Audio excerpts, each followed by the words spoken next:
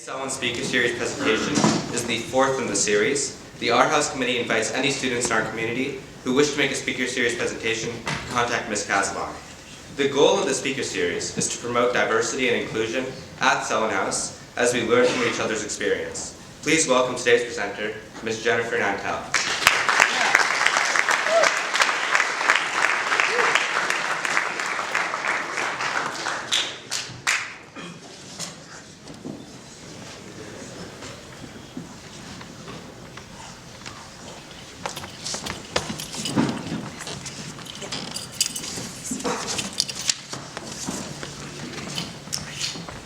Everyone has a story. My parents divorced when I was 4. My dad used drugs and alcohol to cope with his demons, and my mom was extremely insecure, finding her self-worth solely in my dad. This made for a bad combination. When my dad finally left my mom, I had just celebrated my 4th birthday. My little brother was only 6 months old. I still remember my dad sitting on the edge of the bed, rolling up his socks, placing them in his suitcase, and walking out of the house. In my 4-year-old child brain, I didn't understand that Mom and Dad didn't get along anymore, that really they probably should never have married to begin with. All I understood was, Dad is leaving me. I had interpreted my dad leaving as if he was saying, I don't love you anymore. My very small world was falling apart. From that day forward, every single lunch hour, I asked to use the school phone. I would phone my mom each day because I needed to hear that she loved me, and I needed to make sure I told her the same. I was terrified of more disaster striking. The trauma of my dad leaving left this deeply rooted insecurity inside me, where I believed I was unworthy and unlovable. Everyone has a story. After the divorce, a few years later, my mom remarried. But this time her new husband was violent and abusive.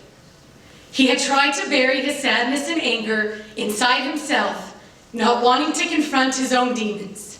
But the more he tried to control this, the more he felt out of control, and his anger would boil over.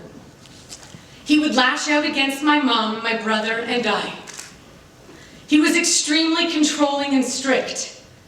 I was only 12 years old at the time, but I had to ensure his dinner was on the table the moment he walked in the door from work. If it wasn't, at times I was punished. If he was at all dissatisfied with his meal, if he didn't like what he was eating, if the temperature of the food was not perfect, sometimes he would throw his plate, piled with food, against the wall in our kitchen, smashing it to the floor. Then, feeling both angry and guilty for how he reacted, he would isolate himself in the basement for days while I picked up the pieces. This cycle would repeat itself over and over again for all of my adolescent years. I would tiptoe around the house, never wanting to draw attention to myself, never knowing if today my stepdad was in a good mood or a bad mood. Very recently, my brother confessed to me that he still knows exactly where to step in our parents' house so as to not make any noise whatsoever. We both knew how to tread lightly.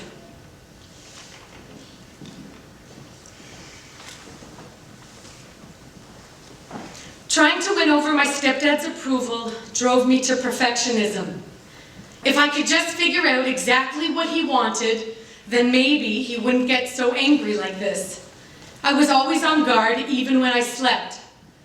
Once he woke me in the middle of the night, slamming his hairbrush down onto the blankets that protected me because he had found a piece of my long hair in his brush. I was never to use his brush ever again. He would resort to name-calling and put-downs. He told me I was stupid and that I wasn't good enough. He would threaten me with his massive size and strength. I'd cower in the corner, feeling completely powerless. I remember one night in particular when he called my mom names and tossed her aside like a rag doll. I stood at the top of our stairs and screamed at him, "Stop it!" "You can't treat people like this." He chased me through the house. I was quicker than him, but I tripped and fell to the ground, terrified of what he'd do to me. He told me that I could not hide from him and that I was weak. The injustice and powerlessness of being treated like this triggered something inside me. How can someone do this to another human being? It's not right. And so in that moment, I did only what I felt I could do. I phoned 911. I immediately hung up. What would happen if I told the police what was happening at home? Would the authorities take me and my brother away? Despite all of the dysfunction, I didn't want that. I couldn't risk that, so I hung up quickly. Within seconds, 911 phoned me back. They told me they were sending an officer to the house to make sure everything was okay. But when the officer arrived, I would not say a word because I was too afraid of what would happen. I did not want to disrupt our life, no matter how dysfunctional it was. I kept a smile on my face and carried on. And my mom, what would she do during these times? She tried to protect us, but having never faced her own demons, she too would cower in the corner. She could not find the courage to take her children and leave. My ideas of women were being shaped by what I saw and how I was treated. My stepdad would tell me that women were crazy and weak. His actions revealed that he felt women were to serve men and that they were powerless. He would use his massive size to intimidate and instill fear in us. And my mom took it. Always trying to please him, always putting herself second, taking the abuse, believing she was unworthy and less than. I came to believe this as well. Everyone has a story. The abuse became difficult to manage. I struggled to learn in school, both elementary and high school. I couldn't focus. I would disassociate and disconnect myself when people spoke to me. My grades suffered. My mom was constantly being phoned by my elementary school because teachers had noticed that I had difficulty making and keeping friends. I would tiptoe around social situations, always trying to figure out what people expected of me and who they wanted me to be. If I could perfectly control who I presented myself to be, then I couldn't possibly get hurt. At least that was my thinking. I was essentially trying to control my life by figuring out some sort of magical equation for living so that the output was free of suffering. I have since learned that no such thing exists. Even though I was a teenager at the time, I knew that I needed to face these issues. I did not choose what happened to me, but I could choose how I dealt with it and how I would heal. That I had control of. I would not let the abuse dictate the rest of my life. I would face each challenge one step at a time. Harry Emerson, a liberal minister of the 20th century, said, "Rebellion against your handicaps gets you nowhere. Self-pity gets you nowhere. One must have the adventurous daring to accept oneself as a bundle of possibilities and undertake the most interesting game in the world, making the most of one's best." So what did I do? I joined the army. Actually, I joined the Cameron Highlanders Regiment of Ottawa. Our formal uniform was a kilt. I wore a dagger in my sock, and I marched proudly to the bagpipes. It makes complete sense to me that I would join the army. I was already used to being yelled at, being told what to do, following orders and working under high stress. Having spent the majority of my childhood and adolescence feeling powerless and weak, the army gave me the opportunity to feel empowered and strong. And I was a woman. In a place predominantly full of men, I was treated not as a woman, but as a comrade, a sister, an equal. These new experiences started to chip away at my preconceived notions of men and women.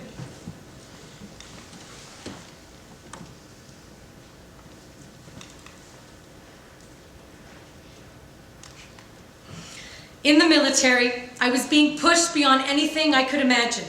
I was being taught to persevere despite the discomfort of physical and mental exhaustion, and giving up was never an option. The senior officer would take us on these long runs, 5, 10, 15 kilometers, depending on their mood, throwing chin-ups and push-ups every so often. We were told that we were not allowed to fall out of rank. We were not allowed to stop or even slow down. I didn't have permission to quit. I was trained to keep going. And on these runs, when I did start to lose steam and I could feel my pace slowing down, and I had almost given in to the temptation to quit, another soldier, a friend, would come up beside me, hook me by the arm, and help me push forward, all the while reminding me, you can do it, until I finally crossed the finish line. The Army taught me to never give up, to keep pressing forward even when it hurts, even when I don't think I can run anymore. The Army taught me to rely on others for help when I need it most. The Army taught me that I can be strong, not despite being a woman, but because I am a woman. This was exactly what my tired, worn-down sense of self needed to hear as I battled my own demons at home.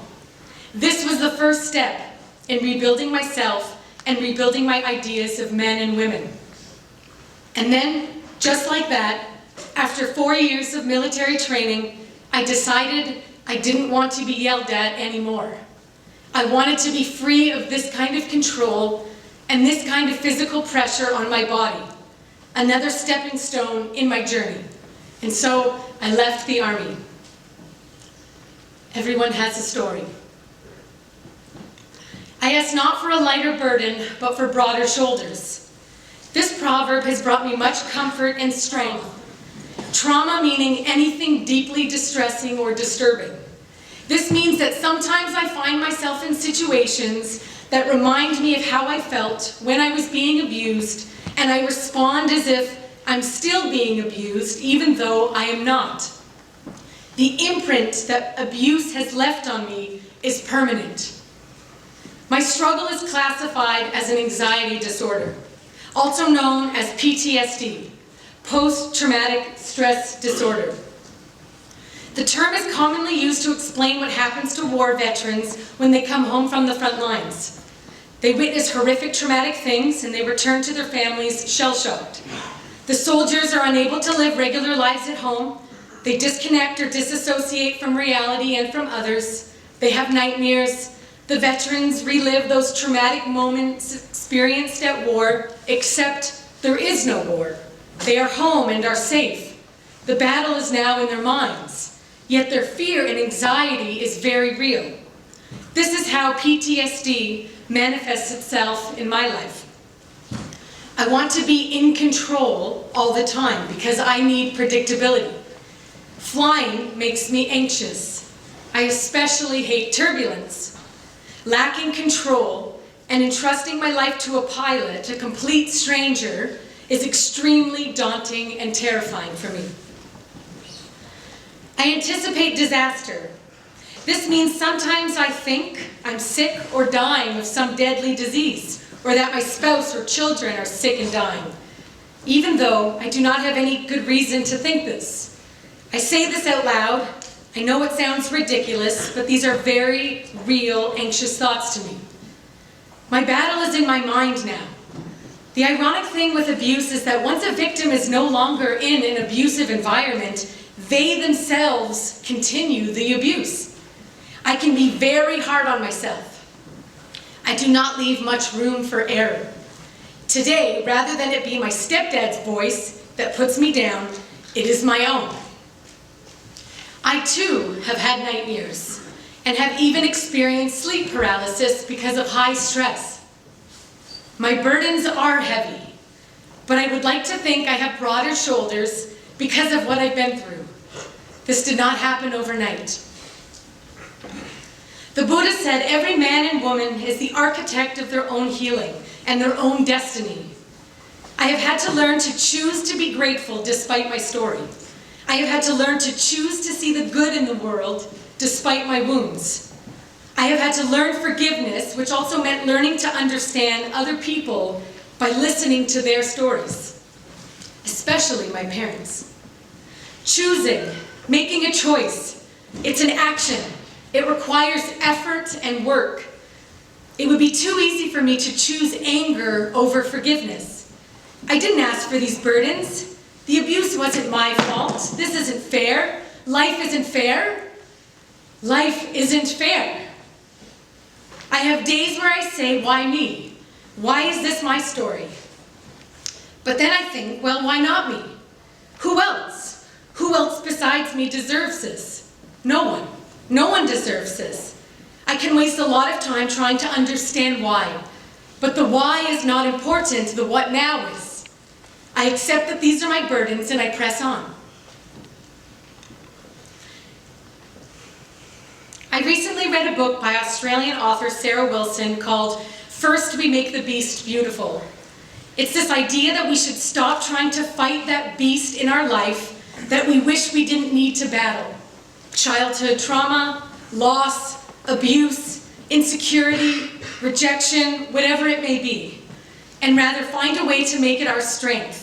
Make it beautiful, even. Don't get me wrong, abuse or any kind of suffering for that matter is far from beautiful. But I need to learn how to carry this burden so that it doesn't weigh me down and destroy me. It's a journey. It's an ongoing process. Perfection is not my goal. Being open to learning, growing, and evolving as a person is. It involves making mistakes. It involves being kind and gracious to myself. It involves learning to trust others. 20 years of therapy have helped me. Meditation, exercise, and healthy eating have helped me. Journaling and reading have helped me. Spending time in nature, talking with good friends and trusted family, and not hiding my story have all helped me on my journey. Every day I try to choose love and forgiveness. Has it been difficult? Absolutely. I still have these dark nights of the soul and wake up feeling burdened by my past, but I am better at dealing with triggers as they arise and asking for help when I need it. Everyone has a story, so be kind. Everyone you meet is fighting a battle you know nothing about. Be kind always. In a world where you can be anything, be kind. Be kind whenever possible. It is always possible. We have no idea what people are going through, but the fact is, everyone has a story, yourself included, that would break someone's heart. So, be kind. And face your demons. If you're angry about something, you need to deal with it. If someone has hurt you, and if it is safe to do so, confront that person. Tell them they have hurt you. If you're upset about something, you need to admit to it. At least to yourself first, and then to a close, trusted friend. Talk it through, face it head on. See a therapist. Ask for help. Don't keep your demons buried inside, because that's just it. They won't stay buried. My biological dad, what were his demons? When he was a child, he was molested. The stigma to talk about these things, especially as a man, was far too powerful for him. And so he used alcohol as a way to help keep his burden buried deep inside himself. He only spoke about it if he had been drinking. He developed a pattern of coping with life that was not healthy, as a reaction to what someone else did to him. This ruined his relationships, and it ruined his quality of life. Hearing my dad's story helps me understand why he did what he did. It doesn't excuse him from the neglect that comes with addiction, but I understand him better. My mom, her demons, her story. Her mom, my grandmother, who I never met, died when my mom was only 16 years old. At a time in her life where she needed her mom the most, she lost her to cancer. From that moment on, my mom looked for someone, particularly men, to rescue her from the pain and isolation that she felt. Hearing my mom's story helps me understand why she had a difficult time leaving an abusive relationship. And my stepdad? He was also abused as a child. Having immigrated at 10 years old from England right after World War II, times were tough and his parents didn't always cope well, and so they took it out on him. I understand my stepdad's demons and why he acted the way he did. It still hurts, it's still unfortunate, but I understand.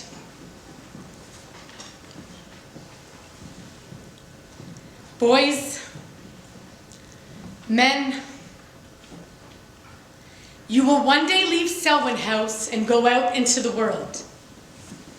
Some of you will be fathers, some stepfathers, partners, leaders, professionals, neighbors. As men, you have so much power in your hands. I think back to what the men in my life did with their power, and how every day I must learn to shoulder those burdens. Use your power for good, not for harm.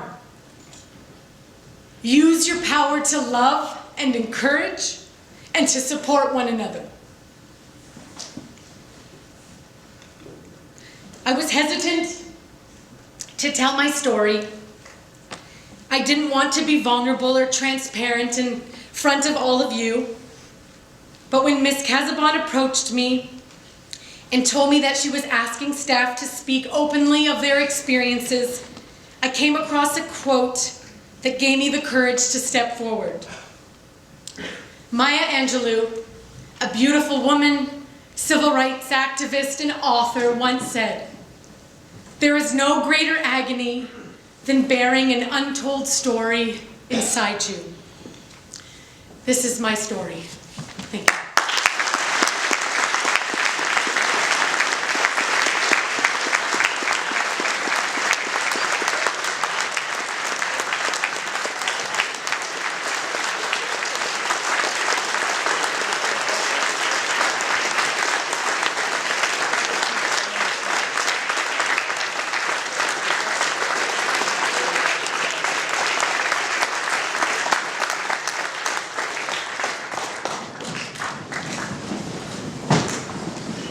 Thank you, Ms. Nantel, for the personal and touching story. Thank you, and everyone's free bill. Thanks. Bye. Do you have anything, Mr. Dunn?